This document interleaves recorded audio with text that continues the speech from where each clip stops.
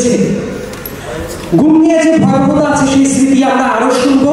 এবার আমরা আমন্ত্রণ জানাচ্ছি মাইকেল চাকমাকে, উনি সংগঠন এপিডিএফ এর এবং নিজেও গুম ছিলেন। মাইকেল চাকমাকে আমন্ত্রণ জানাচ্ছি তার অভিজ্ঞতা আমাদের সবার সাথে শেয়ার করার জন্য। Michael Chakma, please.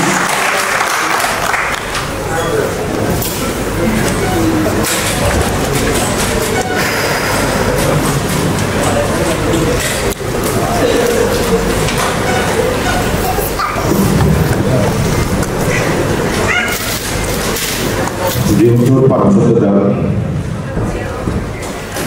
পাপসুত্রগ্রামের যে সংগঠন ইউনাইটেড পিপলস ডেমোক্রেটিক ফ্রন্ট ইউপিডিএফ এর পক্ষ থেকে সংগ্রামের শুভেচ্ছা এবং অভিনন্দন জানাচ্ছি।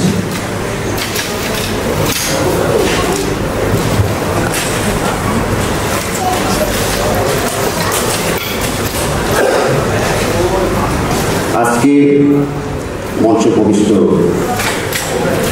সভাপতি এবং আরো রয়েছেন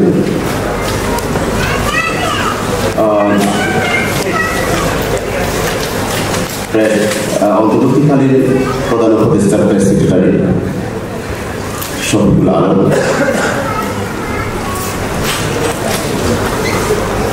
উপস্থিত রয়েছেন সানজিদা ইসলাম পুরী, সংগঠক মায়া জাহির, আরো উপস্থিত রয়েছেন মোবাশির হাসান, তিনিও এক সময় মুখ ছিলেন। তাওয়াসিনা রুস্তি, আপনি জানেন ইলিয়াস আলী, তিনি এখন নিকট ফিরে আসেন, তিনিও মুখ হয়েছেন তার স্ত্রী। আর জাহিদুজ্জামান, তিনি আপনি দেখতে পাচ্ছেন লেখক বিশ্লেষক এবং সদস্য নির্বাচন সংসদ কমিশন। এছাড়াও যারা উপস্থিত হয়েছে সবাইকে আরেকবার আমি আমার ব্যক্তিগত পক্ষ থেকে সবাই শুভেচ্ছা এবং অভিনন্দন জানাচ্ছি। আজকের এই গুমের জবানবন্দি ও স্মৃতির প্রতিরোধ অনুষ্ঠানে আমাকে আমন্ত্রণ জানানোর জন্য Bangladesh research analysis information network ব্যাংকে আমি আন্তরিক ধন্যবাদ জানাই। বাংলাদেশে গুম বিগত সময়ে বিশেষ করে পলাতক সরাসরি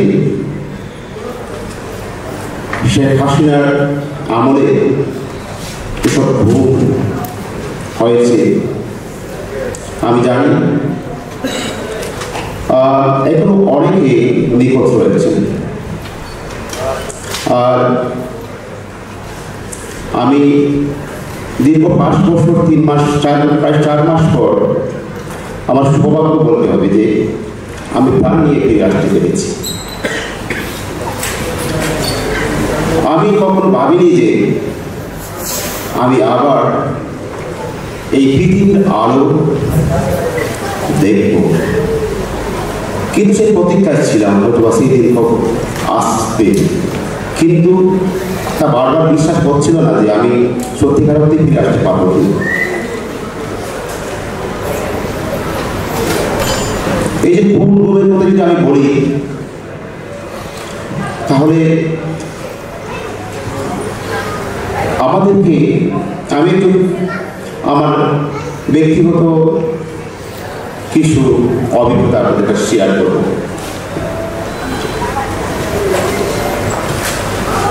আমি পার্বত্য চট্টগ্রাম ভিত্তিক একজন রাজনৈতিক দলের একজন সংগঠক, সেই কারণে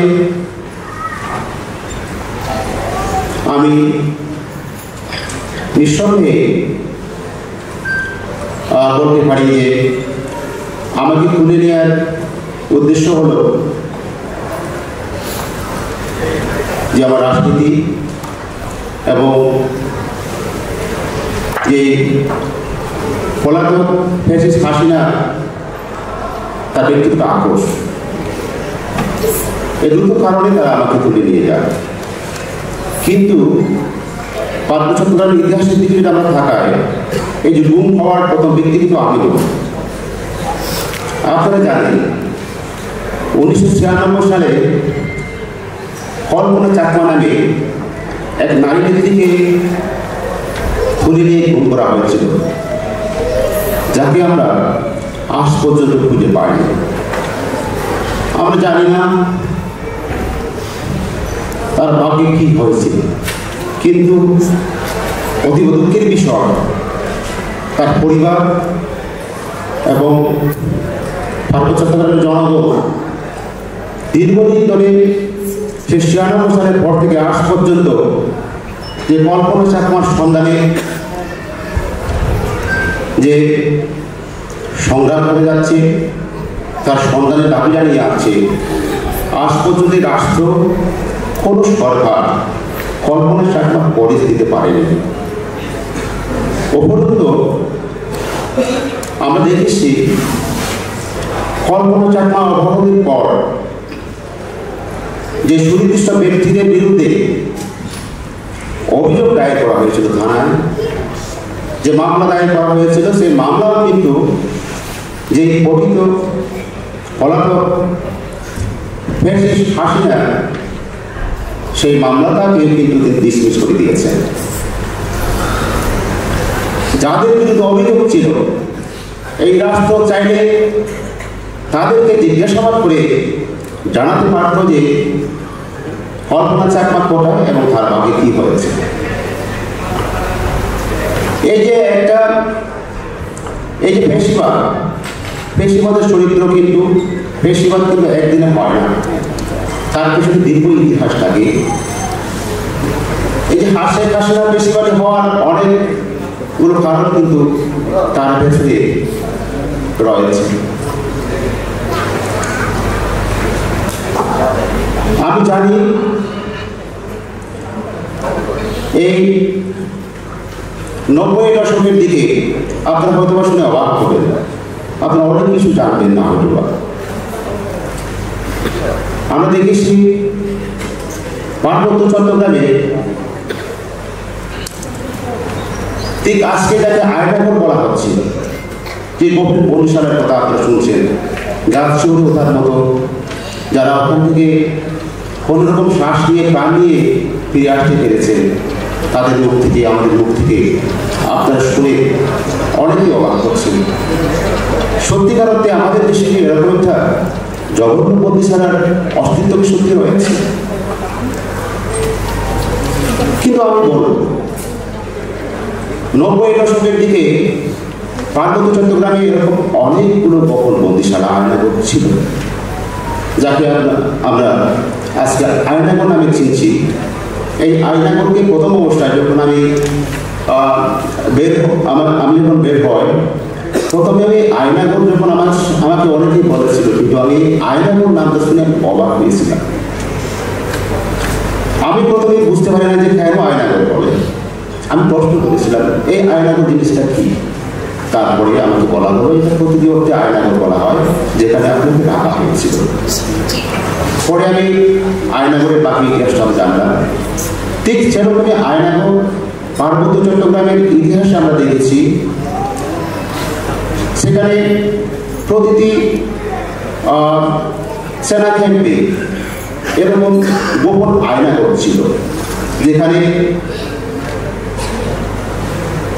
সেই ৯০ দশকের দিকে লোককে তুলে নিয়ে যতদিন ইচ্ছা ততদিন সেখানে রাখা হতো, এবং অমানবিক অবস্থায় গর্তের ভিতরে, মাটির ভিতরে গর্ত করে সেখানে তাদেরকে বন্দি রাখা হতো। এরকম অভিজ্ঞতা আমার এক চাচা করেছিল। উনি প্রায় ১.৫ মাস ধরে সেরকম একটা বন্দিশালায়, খুব সম্ভবত সময়টা ১৯৮৪ অথবা ৮৫ সালের দিকে হবে, তিনি এরকম বন্দিশালায় প্রায় ১.৫ মাসের মতো কাটিয়েছিলেন। গর্তের ভেতরে তাকে যেই থালা দিয়ে খাবার দেওয়া হতো, সেই থালা থেকে তার সব প্রাকৃতিক আর সারতে হতো। সেমন জায়গায় খুব নিষ্ঠুর অবস্থায় নির্মম ভাবে তাকে রাখা হয়েছিল। তো কিভাবে আপনারা আরো জানবেন, রাঙামাটিতে একটা এখনো হয়তো আছে খানবাড়ি নামে আমরা চিনতাম, খানবাড়ি বলা হয়। সেই খানবাড়িতে পাকিস্তান আমলেও পাকিস্তানি সৈন্যরা সেখানে নিয়ে অত্যাচার নির্যাতন চালানো। তো এই জন্য তাকে বলা হতো খানবাড়ি। খান সেনারা যেহেতু ওখানে দৌড়ে নিয়ে অত্যাচার চালায়, কোনো কোনো সময় ভাবটাকে মেরে ওঠে। এই জন্য ওই নির্যাতন শালাটাকে বলা হতো খান বাড়ি। সেই খান বাড়ির অস্তিত্ব এখনো আছে। সেই খান বাড়িতে এই যে 90 দশকের দিকে অনেক লোককে নিয়ে গিয়ে সেখানে বন্দি করে রাখা হতো এবং অত্যাচার চালানো হতো। এখনো হয়তো বা সেই খান বাড়িতে অনেক এখনো তার অস্তিত্ব রয়েছে এবং সেখানে নিয়ে গিয়ে অনেকে অত্যাচার চালানো হচ্ছে। এই যে আমি কল্পনা চাকমার কথা বললাম, যার হদিসে কোনো পাওয়া যায়নি। আর তারপরে আমি যেটা বলবো, এই যে হদিস না হওয়ার বা হদিস না দেওয়ার, যে ঘুম পড়ে তাকে আর কোনো তথ্য না দেওয়ার যে সংস্কৃতি, সেটা কিন্তু অনেক আগে থেকেই শুরু।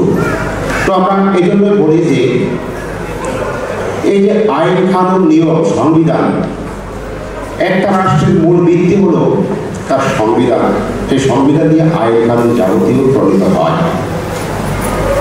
এই সংবিধানে নাগরিক হিসেবে একটা দেশের নাগরিক হিসেবে সব নাগরিককে সেখানে বলা হয় তার সমান অধিকার রয়েছে।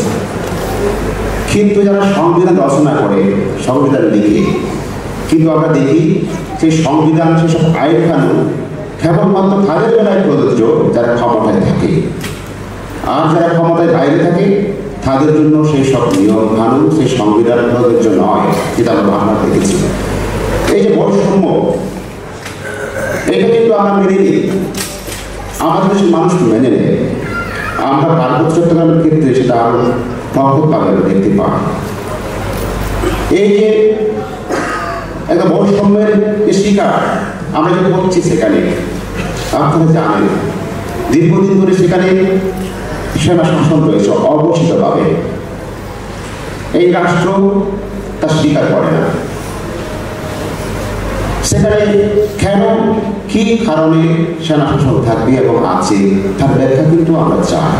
এই জনগণ, দেশের মানুষকে তো দেওয়া উচিত। সেখানে যদি আমরা সেনা শাসন রাখি, প্রয়োজন হয়, এটা রাষ্ট্রের উচিত তার জনগণকে জানানো। হ্যাঁ, সেখানে সত্যিকার অর্থে সেখানে সেনা শাসন রাখা দরকার এবং সেনা উপস্থিতি রাখা দরকার। এই কারণে তা প্রকাশ্যে এবং প্রজ্ঞাপন জারি করে। কিন্তু আজকে সেখানে অবশ্যভাবে সেনা শাসন কায়েম রয়েছে, সেটা আমরা অনেকেই জানি না। নানা রকম গল্প করা হয়, সেখানে এই আসে, সেই আসে, অমুক সুখ, নানা রকম ভয় ভীতি দেখানো হয়। এমনকি বলা হয় সেখান থেকে সেনাবাহিনী প্রত্যাহার করলে ওই এলাকাটা হাতছাড়া হয়ে যাবে, তার শারীরিক হয়ে যাবে, তারা আর থাকবে না, তার স্বাধীনতা চায়। এখন মূল প্রশ্ন হলো, এই যে শব্দগুলো যারা উচ্চারণ করছে, স্বাধীনতার শব্দগুলো, বিচ্ছিন্নতার শব্দগুলো, এই শব্দগুলোকে আমরা কখনো উচ্চারণ করেছি? পার্বত্য চট্টগ্রামের কোন রাজনৈতিক দল সংগঠন কখনো কি উচ্চারণ করেছে যে আমরা স্বাধীনতা চাই, বিচ্ছিন্ন হতে চাই? এই যে অপপ্রসার, এই শব্দগুলোর মাধ্যমে যে একটা জাতিকে, একটা এই আমাদের বাংলাদেশকে যে একটা সংকটের দিকে নিয়ে যাওয়ার যে প্রবণতা, এই শব্দগুলোর মধ্যে রয়েছে। এই যে বিচ্ছিন্ন করে ডাকা জনগোষ্ঠীকে, এটা কিন্তু এই রাষ্ট্র যেটা করে আছে, আমরা বারবার দেখেছি। সেখানে 11 দফা নির্দেশনা স্বরাষ্ট্র মন্ত্রণালয়ের, আপনারা জানেন, সেই 11 দফা নির্দেশনা থেকেই বলা হয়েছে, আপনারা অনেকে জানেন, কেউ জানেন না, যে বিধিনিষেধ আরোপ করা হলো, তা কেন, কি কারণে, তার ব্যাখ্যা কি কখনো রাষ্ট্র দিয়েছে, কোনো সরকার দিয়েছে? এই বিচ্ছিন্ন করে রাখার প্রবণতা তো সরকারের মধ্যে আছে, রাষ্ট্রের মধ্যে আছে। তো আমরা এর অবস্থান চাই। বর্তমান যে সরকার, তত্ত্বাবধায়ক সরকারের যে অন্তর্বর্তীকালীন সরকার, আমরা চাই এইসব অবসান হওয়া দরকার।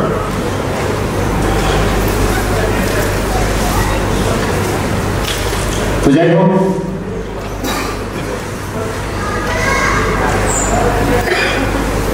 আমি অনেক কথা বলে ফেললাম। আমি এখন এই যে গুম হওয়া বা গুম অবস্থা, আমি আমার গুম দিয়ে আমি অনেক কথা বলেছি, আমার অভিজ্ঞতার কথা বলেছি। এই যে গুম করে রাখা হলো, গুম করা হলো, একটা মানুষকে যে অন্যায়ভাবে একটা অমানবিক অবস্থায় রাখা, এই গুম শব্দটা কিন্তু বাংলাদেশের মানুষের কাছে আগে প্রতিষ্ঠিত ছিল না, আমি যতটুকু জানি। এই পতিত যে ফ্যাসিস্ট শেখ হাসিনা যিনি পালিয়ে গেছেন, তিনি বাংলাদেশে এই গুমটা প্রতিষ্ঠিত করলেন। তার আমলে আমাদের বাংলাদেশে মানুষ গুম যে থাকে বলে গুমকে মানুষ জানে। এই যে দীর্ঘ 5 বছর 4 মাস যে আমাকে যেভাবে রাখা হলো, এরকম অভিজ্ঞতা এখানে হাসিনুর ভাই উনি বলে গেলেন যে উনিও গুম ছিলেন। আরও অনেকে আমি জেনেছি যে যারা এভাবে গুম অবস্থায় ছিলেন। এই যে আমি প্রশ্ন রাখতে চাই, যেখানে গুম করে রাখা হয়, যারা গুম করে তারা খারাপ। এই যে রাষ্ট্রের মধ্যে, একটা দেশের মধ্যে এইভাবে গুম করে রাখার মতো সাহস এবং যেসব জায়গায় রাখা হয় তারা কিভাবে তা পারে। তো আমি যা দেখেছি, এটা কোনো সাধারণ কোনো ব্যাপার ছিল না। যেখানে যেভাবে রাখা হয় এটা কোনো সাধারণ জায়গা না। যারা রাখে, যারা রেখেছে, তারা খুবই সুসংগঠিত এবং তারা অত্যন্ত সুশৃঙ্খল। এমনভাবে রাখে যেন বাইরে থেকে কেউ না জানে। আমাকে এও বলা হয়েছে যে আপনি যেখানে আসেন বাইরে কোনো ফাঁক পক্ষীও জানে না। এই দেয়ালের বাইরে একটা ফাঁক পক্ষীও জানার সুযোগ নাই যে আপনি এখানে আসেন। ঠিক তাই না? আপনি কল্পনা করে দেখুন, একজন মানুষকে বছরের পর বছর ধরে এভাবে রাখাটা কত অন্যায়, অমানবিক। এই যে এই অমানবিক অন্যায় কাজটা করেছিলেন শেখ হাসিনা। এখন যে সেখানে দীর্ঘদিন যেভাবে রাখলে একজন মানুষকে কি অবস্থা হয়, কিন্তু উপায় তো থাকে না। তো এখন ওখানে আমাকে দীর্ঘদিন যখন রাখে, আমি তো বারবার বলেছি, এখনো বলি যে আমি ওখান থেকে যে ফিরে আসবো এরকম চিন্তা আমি কখনো করিনি। প্রথম অবস্থায় যখন আমাকে নিয়ে গেছে তখন আমাকে কয়েকবার বলেছে যারা নির্ধারা আমাকে ছেড়ে দেবে। এরকম করতে করতে অনেকবার দিন যায়, মাস যায়, পরে বছর যায়, আমি তারপর তাদের উপর বিশ্বাস হারিয়ে দিই। শেষ পর্যন্ত আমি সব আশা ছেড়ে দিয়ে আমি ওখানে মারা যাওয়ার একটা প্রস্তুতি নিয়ে ছিলাম। আমার তো কোনো উপায় না। প্রথম অবস্থায় অনেক কষ্ট হয়েছিল। আমি ওদের কাছ থেকে বই চেয়েছিলাম পড়ার জন্য, যেহেতু আমার সময় কাটতো না, অনেক কষ্টে দিন কাটতো। আমি একবার বললাম যে আপনারা আমাকে একটু বই দেন, এখানে আপনাদের কোনো পড়ার বই আছে কিনা, লাইব্রেরি আছে কিনা। আমাকে জানানো হলো হ্যাঁ আছে, বই পড়া যাবে। তো আমি বললাম আপনারা কি বই আমাকে দিবেন, কীরকম বই আসে আপনাদের। তো ওনারা বললেন যে আমাদের কাছে শুধু কোরআন হাদিস আছে, আর কোনো বই না। তো আমি বললাম হ্যাঁ আপনারা ঠিক আছে, আমি কোরআন হাদিস দেবেন, কোরআন হাদিস পড়বেন। তো প্রথমে কয়েকদিন তারা বোঝাবুঝি করার পর আমাকে বই দিতে পারলেন না। ওরা বলে যে এখানে বাংলায় কোনো কোরআন নাই, আছে আর আছে আপনার যে আরবিতে আপনি পড়তে পারবেন না। অজু করতে হয়, পাক শাক করতে হয়, আপনি তো এইসব, আপনি তো নন মুসলিম, এটা আমাদের গুনাহ হতে পারে, আপনি যে আরবি পড়বেন। তো আমি বললাম বাংলা একটা খুঁজে দেন দেখি, আমি পড়ি। অনেক খুঁজাখুঁজি করার পরে তার খাঁটি বাংলা অনুবাদের কোরআন আমাকে দিল। আমি কোরআনকে পড়তে পড়তে কোরআন আমি খুব 6-7 পারা আমি পড়েছি, একদম 30 পারা পড়ে শেষ করে ফেলেছি। কি আছে কি না এক সময় আমি ওনাদেরকে দেখে বললাম আপনারা আসেন কোরআন নিয়ে গোটা বলে আলোচনা করে। তো তারা পরে আসতেন না আমার কাছে, ওরা আসলে কোরআন কেউ পড়ে নাই, আমি পড়েছি। তারপর কোরআন পড়ার পর যখন আমার শেষ হয় আমি বললাম আরো বই দেন আমাকে। তারা আমাকে কোরআন হাদিস দিল, বুখারী মুসলিম হাদিস ছিল, আমি বুখারী মুসলিম হাদিসগুলো সব পড়ে ফেললাম। এইভাবে তাফসীর পড়লাম, কোরআন হাদিস পড়া শেষে গেল বেশ কয়েকটা মাস। আমি যখন পড়ায় মন দিতাম তখন আমি সব কিছু বলে থাকতে পারতাম। আর এই কষ্ট যতটুকু বলে থাকা যায়, আমি ওখানে অনেক রকমের সাইকোলজিক্যাল অ্যানালাইসিস আমি করেছি যে মানুষ কীভাবে খুব কষ্টের মধ্যে ভালো থাকা যায়। তো এখন এক সময় তারা এভাবে যাই হোক, আমি সময় অনেক নাই, আমি এই জন্য শেষ করতে হচ্ছে আমাকে। তো এই যে বিষয়গুলো আমি করছি যে আরো এটা ছিল একটা খুব সহজ দিনগুলোর কথা আমরা কিন্তু বললাম, সেটা এমন কঠিন দিন গিয়েছে তা আপনারা হয়তো জানেন না। এই পৃথিবীর খবর যেমন আমি জানি না, আর আমার খবর কেউ জানতো না। আপনাদের সর্বশেষ যে কথা বলবো, আমি আর ফিরে না আসবো ভেবে, আমি মারা গেছি এটা ভেবে আমার পরিবার আমার শেষকৃত্য করে দিয়েছিল। আমি আর ফিরে আসবো না। একটা পরিবার হতাশ হয়ে কখন একজন মানুষের শেষকৃত্য করে দেয়, দেখেন যারা ভুক্তভোগী পরিবার যারা আছে তারা জানাবেন সচেতনতা কি জিনিস। একজন ভুক্তভোগী একমাত্র জানে যে তার স্বজন মানুষ একজন মারা গেলে তো সবাই জানে সে আর ফিরে আসবে না, কিন্তু গুম হয়ে গেলে পরে তার আশায় যে মানুষ থাকে সেই কষ্টটা কিন্তু খুব খুব অনেক বেশি। তো যাই হোক, আমি শেষ করবো এই বলে তারা আমাকে যখন ছেড়ে দেবে, যখন সেই কথা আমাকে বলেনি, একদম শেষ বেলায় যেখানে আমাকে ছেড়ে দিয়ে আসলো তখনই তারা ঠিক কয়েক মিনিট আগে আমাকে বলেছে, তোমাকে আজকে আমরা ছেড়ে দিচ্ছি, আজকে তুমি বাড়িতে গিয়ে লাঞ্চ করতে পারো। আমার বিশ্বাস করছিল না, তবুও আমাকে মেরে ফেলবে, আমার মনে হচ্ছিল তারা আমাকে মেরেই ফেলবে।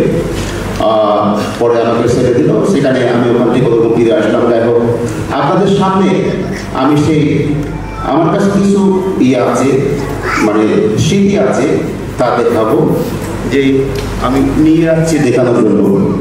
আমাকে যে তারা ছেড়ে দিয়েছে, যে কাপড়গুলো চোখে বাঁধা ছিল, সেই কাপড়গুলো আমি প্রায় 19 তারিখ, আমাকে 7 তারিখ ছেড়ে দিয়েছে, তো ওখানে গিয়ে আমি 19 তারিখ গিয়ে সে কাপড়গুলো আমি সেখানে গিয়েছি, বাড়ির সাংবাদিক আসতে গিয়েছিল, তাদের সাথে নিয়ে ওই কাপড়গুলো আমি সাথে নিয়ে আসলাম। যেখানে আমি ছেড়ে দিয়েছি ওই জায়গায় ওগুলো রাখা ছিল। আপনার সামনে আমি এগুলো দেখাচ্ছি যে কাপড়গুলো।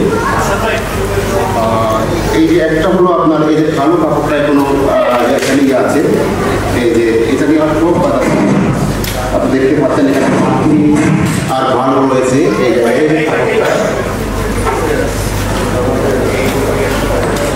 এটা হলো সেই কাপড়, আপনি দেখতে পাচ্ছেন, এটা নিয়ে আমার চোখ বাঁধা ছিল প্রথম অবস্থায়। এরকম দুটো কাপড় দিয়ে চোখ বেঁধে দেয়।